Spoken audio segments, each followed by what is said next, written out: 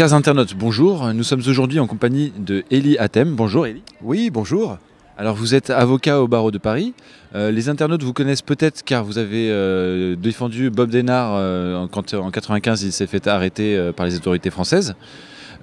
Aujourd'hui vous attaquez Charlie Hebdo et Luz, et donc pour des caricatures du prophète Mahomet, car en fait vous défendez les intérêts d'un client qui s'appelle Yahya Gouasmi, que les internautes connaissent peut-être car il est le fondateur du parti antisioniste. Et il fait prévaloir aujourd'hui qu'il est le descendant du prophète. Et au regard de la loi, cela lui donne le droit de porter plainte en fait. Est-ce que vous pourriez nous expliquer ça, parce que c'est un petit peu surprenant? Voilà, donc c'est pour ça, donc, si vous permettez, une petite rectification, parce que mon client, donc M. Gouasmi, a porté plainte en son nom personnel et non pas du tout en son nom de son association, de son parti politique, parce qu'il m'a établi son arbre généalogique qui a été certifié par des autorités aussi bien iraniennes que marocaines, où on prouve donc sa descendance directe du prophète. Et comme on le sait, il y a deux personnes qui ont dans le monde de personnages qui ont le plus de descendants, c'est Gengis Khan et c'est le prophète Mahomet.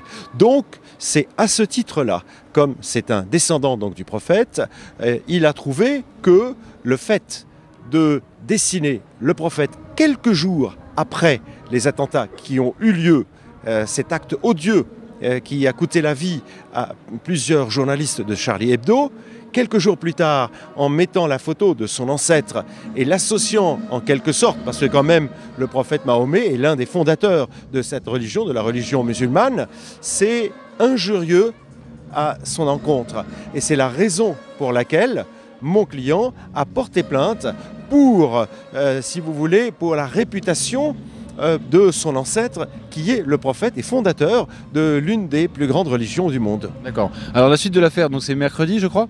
Alors, ce n'est pas mercredi, c'est jeudi prochain. C'est la première audience de procédure. Parce que vous le savez, c'est que la citation directe ouvre donc le droit directement à la partie civile. Donc c'est une affaire entre parties.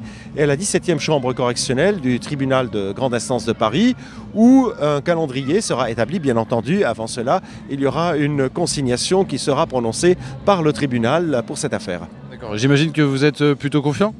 Écoutez, on est confiant, mais comme vous le savez, la justice, ce qu'on appelle en anglais, c'est comme du gambling, c'est comme du jeu.